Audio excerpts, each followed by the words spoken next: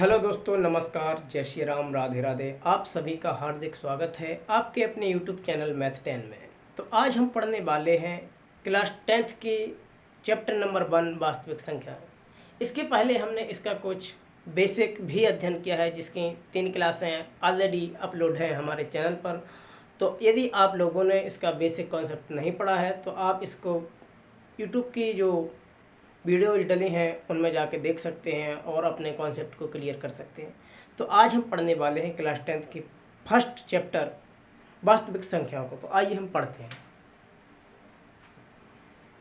जो पहला चैप्टर है उसमें एक प्रमेय है जिसका नाम है यूक्लिड विभाजन प्रमेय का। यहाँ पर मैंने नाम दिया है यूक्लिड विभाजन प्रमेय का, आप देख सकते हैं यहाँ पर। तो उस यूक्लिड विभाजन प्रमेय है क्या? तो इसमें दिया गया है हमारे लिए कि भाज्य बराबर भाजक गुणे भागफल प्लस के शेषफल। हम ज्ञात करते हैं, हमें लगभग आप सभी को भाग आता ही होगा। तो भाग में होता है भागफल, शेषफल, भाजक और भाज्य। तो इसके ऊपर बनाई गई है एक प्रमेयिका जिसका नाम है यूक्लिड विभाजन प्रमेयिका। देखो, कॉन्सेप्ट इतना है कि यहाँ पर जो लिखा है कि भाज्य बराबर भाजक गुणे भागफल और प्लस की शेषफल। तो जो भाज्य है, यदि हम भाजक का गुणा भागफल में करते हैं और उसमें शेषफल जोड़ देते हैं तो हमें भाज्य प्राप्त हो जाता है। बस यही कॉन्सेप्ट है। तो उसके लिए भाज्य के लिए यहाँ लिखा गया ए बराबर वी क्यू प्लस के आर, यानी भाज्य बराबर भाजक गुणे भागफल प्लस के शेषफल। राइट, जहाँ पर ए भाज्य है, बी भाजक है और क्यू भागफल है और आर शेषफल है। राइट, लेकिन इसमें एक शर्त है जो है जीरो से बड़ा जो आर है, आर जीरो के बराबर या जीरो से बड़ा होगा और आर से बड़ा बी होगा। कहने का मतलब है जो शेषफल है वो जीरो या जीरो के बराबर होगा या जीरो से बड़ा होगा और शेषफल से बड़ा वी यानी भाजक होगा। आप सभी लोग इतना देख पा रहे हैं यहाँ पर। इसके आगे हम बताएंगे आप लोगों को भाग मतलब उसका सत्यापित करना। जैसे कोई प्रश्न हो जाता है तो उसके लिए हमारे लिए हल करना पड़ता है। हल के बाद हम उसके उत्तर की जांच करते हैं। तो इस फॉर्मूला से भाग एक गलत है या सही है तो हम उससे जांच कर सकते हैं। भाज्य बराबर भाजक गुणे भागफल प्लस के शेषफल से। तो आप देख पा रहे हैं जो क्वेश्चन लिखा है कि वह संख्या ज्ञात कीजिए जिसे 61 से भाग देने पर भागफल 37 तथा शेषफल 15 प्राप्त हो। यहाँ पर मैंने क्वेश्चन लिया है, एक क्वेश्चन नंबर 1 है कि वह संख्या ज्ञात कीजिए जिसे 61 से भाग देने पर भागफल 37 तथा शेषफल 15 प्राप्त हो। आप लोग देख रहे हैं यहाँ पर मैंने जो कि लिखा है सूत्र पहले। तो सॉल्यूशन के लिए हम सूत्र लिखेंगे यहाँ पर भाज्य बराबर भाजक गुणे भागफल प्लस के शेषफल। राइट,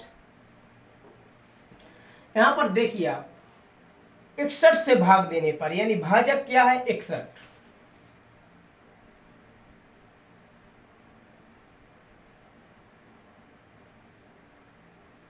याद रखना जिससे भाग दिया जाता है वह होता है भाजक और जो शेष बचता है उसे कहते हैं भाग शेषफल सॉरी, और जो भाग देने पर प्राप्त होता है उसे कहते हैं भागफल। ओके, यहाँ पर भागफल हमारे लिए 37 दिया है। भागफल हो गया 37 तथा शेषफल कितना है 15। तो हम यहाँ लिख सकते हैं शेषफल 15, शेषफल हमारे लिए 15 दिया गया है। अब यहाँ पर हम सूत्र में रखेंगे, यहाँ पर रखते हैं भाज्य बराबर भाजक गुणे भागफल। तो भाज्य के लिए मैं भा लिखता हूँ ओनली। भाजक कितना दिया 61 गुणे भागफल कितना है 37, तो 37 प्लस के शेषफल, और शेषफल कितना दिया है हमारे लिए 15, तो शेषफल की जगह पे हम क्या लिख सकते हैं 15। कोई परेशानी यहाँ पर नहीं है। याद रखें कोष्टक के अंदर की चीज सबसे पहले हल होती है, तो 61 में गुणा करेंगे हम 37 का, 61 में गुणा करेंगे 37 का। तो अगली टाइम मैंने बताया था कि ऐसा गुणा करना अपन के लिए थोड़ा कठिन पड़ जाता है, तो इसके लिए अपन ये 61 किसके नज़दीक है, ये है 60 के, तो एक यहाँ देखेंगे थोड़ा, तो 60 प्लस के 1 लिख सकते हैं हम 61 के लिए, गुणा में 37, तो यहाँ गुणा कर सकते हैं 37 एकम 37 प्लस के 0 6 7 42 6 3 18 18 4 22 2220। यहाँ पर इसके लिए अगर हम ऐड करें तो ये हो सकते हैं 7 3 2 5 और 2 के 2 2 के 2 2257। कितना हो सकता है 2257 प्लस के 15। अब इसमें हम 15 ऐड करेंगे तो 7 5 12 होता है, यानी 12 के 2 5 1 6 होता है और 7 2 के 2 2 के 2। यहाँ पर हमारे लिए प्राप्त हुआ है 2272, जो कि इसका आंसर है। आप देख पा रहे हैं कितने ही सरल तरीके से और कितना ही सरल है। देखो ऐसा है कि यदि हमारा बेसिक कॉन्सेप्ट क्लियर है तो हम उसके लिए सवाल चाहे कितना भी हो और कैसा भी हो, यदि हमारे लिए बेसिक कॉन्सेप्ट क्लियर है तो हमें सवाल में कोई भी दिक्कत नहीं होने वाली है। यहाँ पर क्यों दिक्कत इसलिए नहीं होने वाली क्योंकि मेरे लिए पहले से ही आता है, बेसिक कॉन्सेप्ट मैंने पहले पढ़ा है।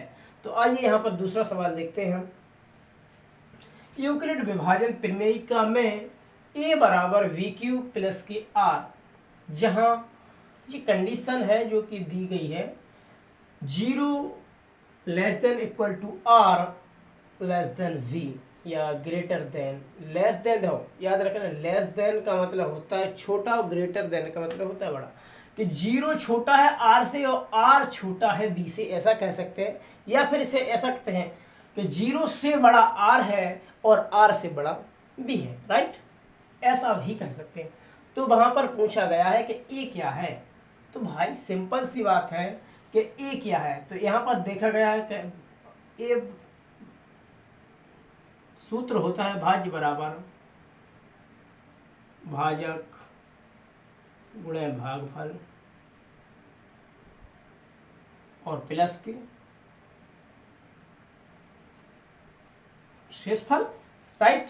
अब हमारे लिए सिंपल सी बात है, दिया गया है कि a बराबर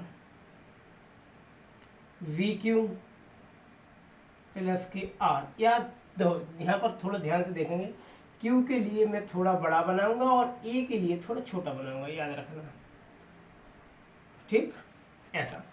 तो A क्या है यहाँ पर, A भाज्य है, तो हम लिख सकते हैं कि A बराबर भाज्य, बस इतना सा ही था।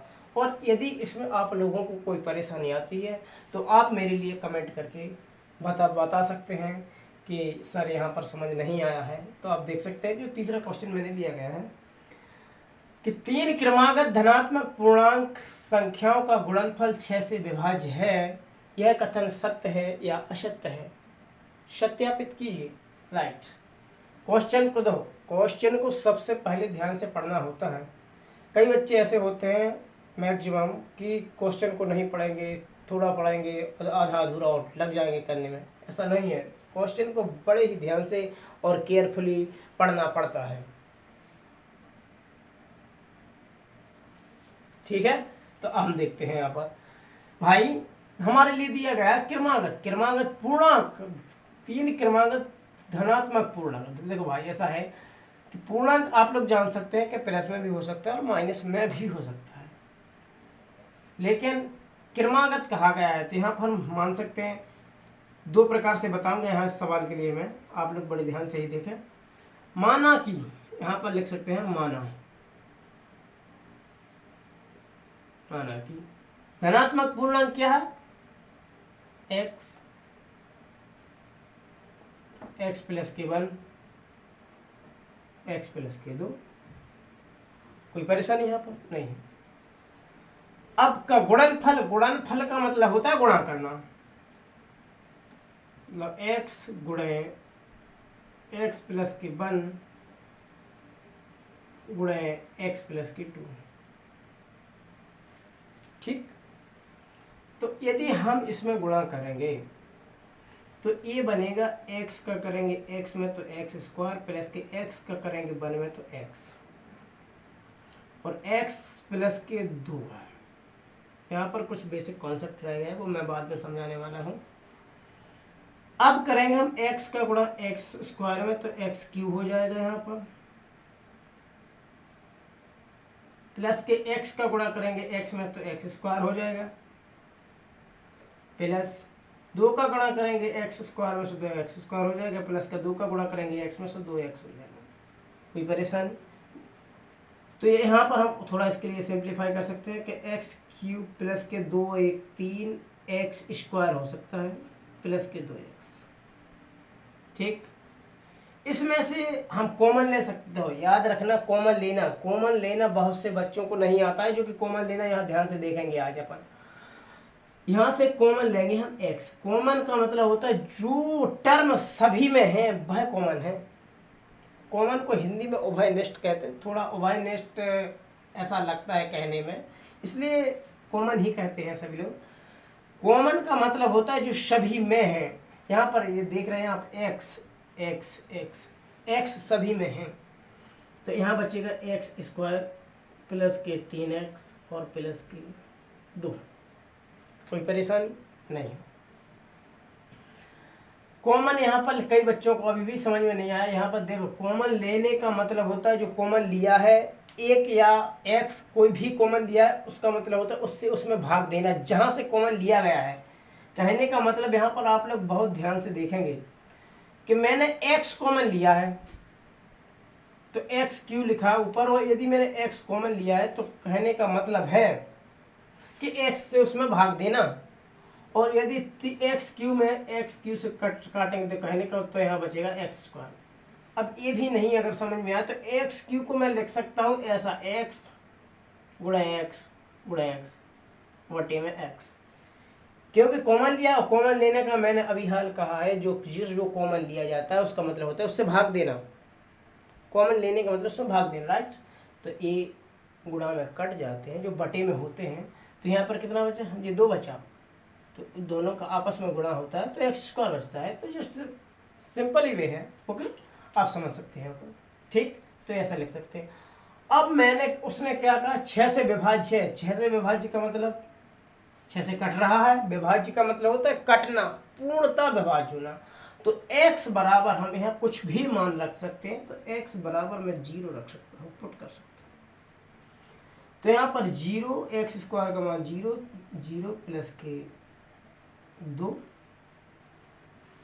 लेकिन याद रहे यहाँ पर जोड़ेंगे तो 2 और 0 को गुणा करेंगे तो 0, तो 0 में यदि भाग देंगे 6 से तो 0 ही आएगा। किसी भी संख्या में यदि 0 से गुणा करते हैं तो 0 आता है, और यदि भाग करते हैं तब भी 0 आता है, राइट। देखें यहाँ पर, और ये सवाल यहाँ तक हो गया, बस यहीं तक था। लेकिन इसके लिए एक और तरीका से अपन देख सकते हैं, सिंपल वे में कर सकते हैं। 3 क्रमांक धनात्मक पूर्णांक के धनात्मक पूर्णांक कहा है, तो मैंने यहाँ पर देख सकते हैं आपके प्लस के ही लिए हैं। 6 से विभाज्य है, माना कि मैंने ले लिए यहाँ पर 2 3 4 क्रमागत है तो क्रमागत है। इनका गुणनफल 6 से विभाज्य है, देखते हैं 2 गुणे 3 गुणे 4, 4 का गुणा 3 में करो तो 12, 12 को गुणा 2 में करो तो 24। 6 से विभाज्य हाँ है, 4 बार में कट रहा है, तो ये बिल्कुल सत्य है। इसके अलावा तो और दूसरा भी देख सकते हैं, हम देख सकते हैं 8 9 और 10,